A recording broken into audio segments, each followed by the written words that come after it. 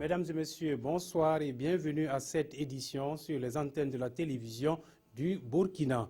Le VIH-Sida, 30 ans après, est loin d'être une maladie éradiquée. Pour venir à bout du fléau dans les sites d'orpaillage du Sud-Ouest, on privilégie les armes de l'information et de la sensibilisation. En plus d'informer, l'antenne régionale du secrétariat permanent du Conseil national de lutte contre le sida et les IST envisagent le soutien des personnes vivant avec le VIH. Et puis, comme vous le voyez en image, c'est dans le village de Yili-Yalé, dans le Passoré, où l'amélioration du taux de scolarisation préoccupe l'association d'Alobé. Mais comment motiver les parents et inciter les enfants à aller à l'école? Une journée de partage et de solidarité est l'option privilégiée. Ceci dit, bienvenue donc à cette édition. Les sites d'orpaillage sont le lieu choisi par l'antenne régionale du secrétariat permanent du Conseil national de lutte contre le sida et les IST dans sa croisade contre la pandémie du siècle. Nous sommes dans la région du Sud-Ouest et les stratégies de lutte sont l'information et la sensibilisation des orpailleurs. Il a aussi été question de prévention, de traitement et surtout de soutien aux personnes vivant avec le VIH-Sida. Le point de la tournée avec Basile Bassolé et Isiaka Nana. Selon l'antenne régionale du secrétariat permanent du Conseil national de lutte contre le sida, la région du Sud-Ouest présente un taux de séroprévalence supérieur au taux national. Et les orpailleurs constituent une cible à surveiller de près du fait du rôle de passerelle qu'ils jouent dans la transmission du virus. Cette tournée dans les sites d'orpaillage de Fofora et de Galgouli dans la province du Poni se veut donc une campagne de sensibilisation afin d'impliquer davantage ces acteurs dans la lutte contre cette pandémie. De manière apparente, c'est comme si c'était une maladie qui était en recul, mais il est dit qu'elle est en train de remonter. Donc il est question, puisque dans ces sites d'orpaillage, nous pensons que c'est le site par excellence où certaines dépravations sont très grandes. Donc en cherchant la fortune, il fallait que l'on cherche, on ait la santé également en plus. Donc il y a lieu de pouvoir impliquer le secteur minier, pourvoyeur de richesses, mais en même temps aussi facteur atténuant par rapport à la santé de la population. Donc il faut qu'on puisse ensemble conjuguer l'ensemble des efforts et le secteur, disons, privé et au niveau public pour voir comment est-ce qu'on peut venir à bout de cette pandémie au niveau régional. Une campagne de sensibilisation qui semble trouver un écho favorable auprès de ces orpailleurs au regard de l'engouement suscité. Nous, c'est vraiment notre souhait, c'est ça, parce qu'on a besoin vraiment de sensibilisation. Les orpailleurs ont besoin de ça, il faut les sensibiliser. C'est ça qui nous manque beaucoup. À partir de là, comme les orpailleurs ils ont écouté, je pense que le message est déjà lancé. Et comme il fallait s'y attendre, les questions sécuritaires ont également été abordées au cours de ces échanges. Et le gouverneur Amadou Amroa Diarra d'interpeller ces acteurs à dénoncer tout comportement suspect, surtout que la région du Sud-Ouest est située entre deux frontières, notamment la Côte d'Ivoire et le Ghana. Le VIH-Sida, tout comme de nombreuses pathologies, ils l'ont étudié durant 8 années. Et aujourd'hui, ils sont enfin prêts pour servir dans les formations sanitaires. Ce sont des jeunes médecins entièrement formés à l'Institut des sciences de la santé à Bobo-Dioulasso. 17 au total, ils ont effectué leur sortie de promotion ce week-end en présence de leurs proches et de nos reporters Martin Zerbo et Moumouni Baro. Cette promotion 2015, baptisée Moutouama Marilyn, a un effectif de 17 jeunes médecins entièrement formés à l'Institut supérieur des sciences de la santé, INSA. Ces médecins qui ont bravé les obstacles et les difficultés diverses reçoivent ici leur parchemin après 8 années passées dans ce temple de savoir et dans certaines formations sanitaires de la ville de Sia. Ce samedi 23 janvier 2016 est donc un jour important pour ces jeunes médecins pour célébrer la fin de leur parcours universitaire à l'INSA. Nous avons d'abord un sentiment de joie, et un sentiment de joie pour ce couronnement de tant d'années d'études difficiles. Et ensuite, nous avons un sentiment de reconnaissance à l'endroit de tous ceux qui nous ont soutenus, et nos enseignants, notre institut, nos familles et tous nos collaborateurs. Nous savons que l'INSA a toujours formé des médecins de qualité. L'excellence dans cet institut n'est plus à démontrer et je pense qu'ils vont relever les défis. La marraine de cette cérémonie de sortie, elle-même médecin de formation, a saisi l'occasion pour demander à ses filleuls d'assumer avec responsabilité, obéissance et force leur nouvelle mission. Ils auront à montrer de quoi ils sont capables auprès des malades et je leur souhaite vraiment de donner le meilleur d'eux-mêmes parce que c'est cela qui nous lie à notre pays. Et ils auront également à garder cette confraternité-là parce que cela également fait notre force en tant que médecin.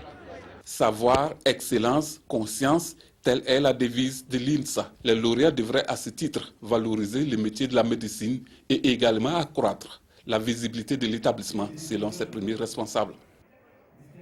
L'eau pour la vie, l'hygiène et l'assainissement pour la santé, le projet Zorgo en a fait sa raison d'être. Ce samedi, à Zorgo, les membres se sont retrouvés pour évaluer le projet. Des acquis existent, mais de nombreux défis demeurent. Avec ses partenaires français, le projet Zorgo a jusqu'à décembre 2016 pour promouvoir l'hygiène et l'assainissement dans la commune de Zorgo. Daouda Ouattara et Oumou Sissé pour le compte rendu. Une journée pour marquer une halte et faire le bilan à mi-parcours du projet Zorgo O2. Un projet de renforcement de la coopération décentralisée pour la bonne gouvernance de l'eau. Concrètement, sur le terrain, il y a eu bien sûr des points d'eau qui ont pu être soit réalisés, des nouveaux points d'eau, ou alors des anciens points d'eau qui avaient des difficultés que nous avons pu réhabiliter dans le jargon technique qui s'y avec. Et il y a aussi toute l'organisation qu'il fallait mettre en place au niveau de la commune pour permettre à celle-là de jouer son rôle en mettant en place notamment un service technique chargé de cette question-là, équipé en moyens et puis en personnel également. Le projet Zorgo O2, qui bénéficie de l'expertise de l'ONG Eau Vive, est le fruit de la coopération entre 3 villes françaises et la commune de Zorgo. Aujourd'hui, on a la satisfaction d'un projet qui est mené conjointement entre les communes, entre Eau Vive et entre la commune de Zorgo, avec les partenaires, et c'est une réussite formidable. Cette journée dénommée Zorgo Bouge pour l'assainissement a été l'occasion pour les populations de débarrasser leurs communes des sachets plastiques.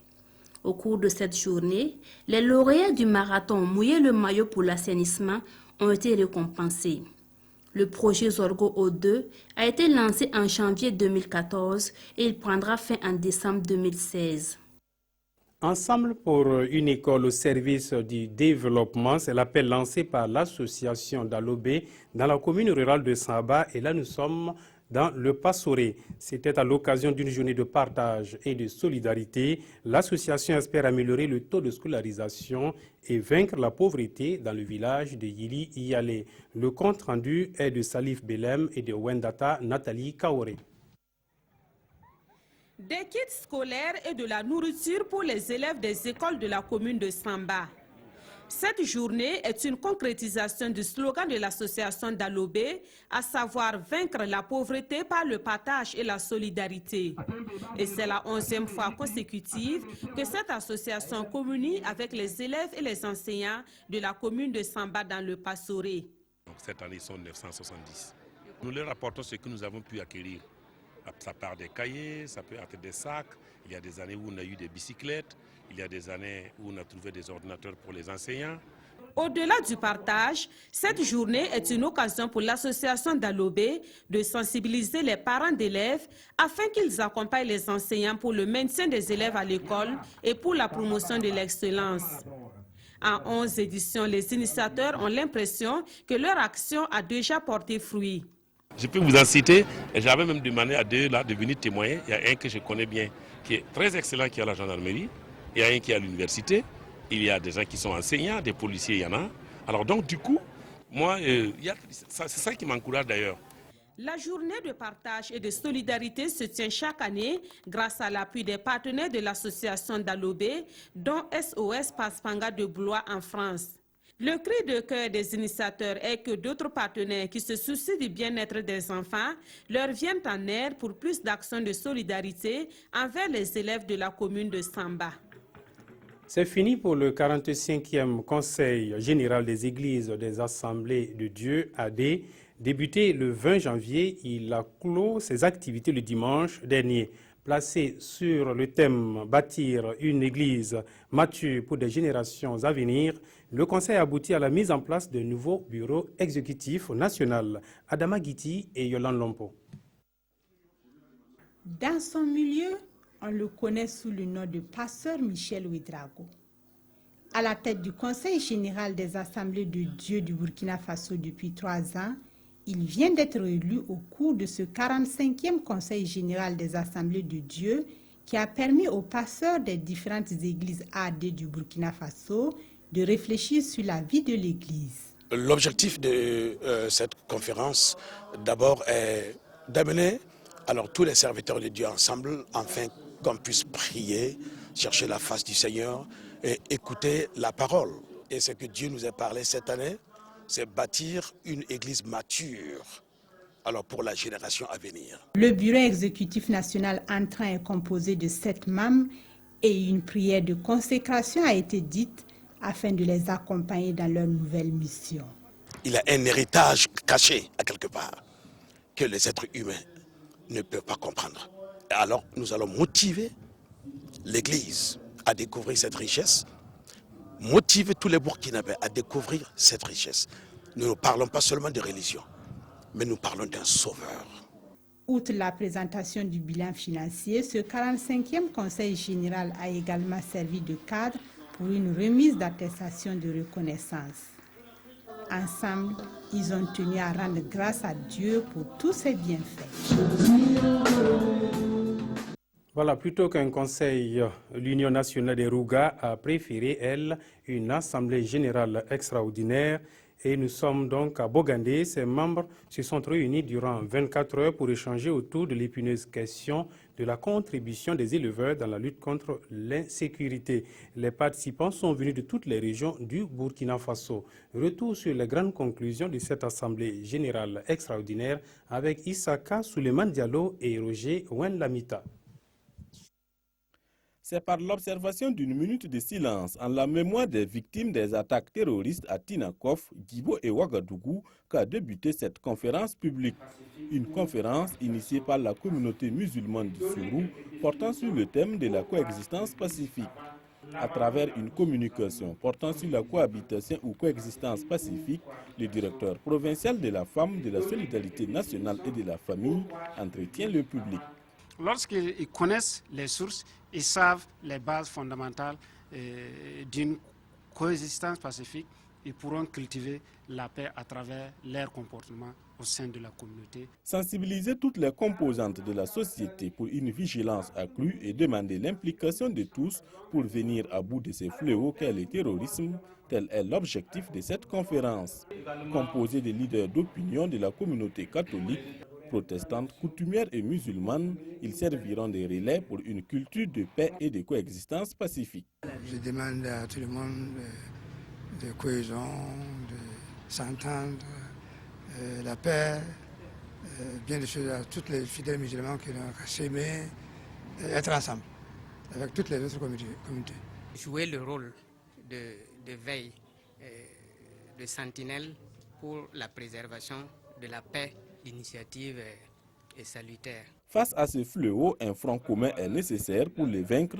Il faut donc cultiver la paix, l'amour, le pardon, les vivre ensemble pour la construction d'une société paisible. Voilà, toutes nos excuses pour cet élément. C'est plutôt une rencontre de plusieurs communautés religieuses qui ont prié pour la paix au Burkina Faso. Et c'était le reportage de Paul Nayalgo Sawadougou. Et nous poursuivons donc cette édition avec le dernier journal, le dernier élément autant pour moi, comment obtenir la bénédiction et de quelle manière. Le pasteur Mamadou Karambiri a répondu à cette question lors d'une soirée de prêche à l'église des Assemblées de Dieu de Simidi. Les fidèles chrétiens de l'église ont aussi prié et ont rendu grâce à l'Éternel à travers chants, louanges et prières. Gérard Sommet et Ismaël Diloma Sirima. Entre chants, louanges et prières, les fidèles chrétiens de l'église de Simidi sont allés rendre grâce à l'Éternel le Créateur pour sa main qu'il a tendue sur le Burkina pour le préserver de l'esprit malin. Ils l'ont également glorifié pour les miracles qu'il a accomplis au cours de l'année écoulée. Et les cas graves, les malades graves, ceux-là qui sont oppressés, tourmentés par le démon, ils sont venus ici, Dieu les a délivrés, ils sont revenus témoigner. Alors on ne pourra pas vous donner le nombre. Il s'en est suivi une prêche du pasteur Mamadou Karambiri autour du thème de la bénédiction. La bénédiction est commune à toutes les religions de ce monde-là, parce que nous sommes tous issus d'Abraham. Donc si nous sommes bénis, dans n'importe quelle religion, la bénédiction continue. Mais si vous n'êtes pas béni, vous êtes embarrassé et vous ne progressez pas, les choses ne réussissent pas. C'est pourquoi la puissance de la bénédiction n'est pas une affaire religieuse, elle est spirituelle. Il invite ainsi chacun à rechercher la bénédiction de ses parents pour faire du Burkina Faso un pays fortifié. La bénédiction ou la malédiction. Voilà qui met fin à l'édition de ce soir. Nous l'avons développé en votre compagnie et ce fut un grand plaisir. Bonne soirée.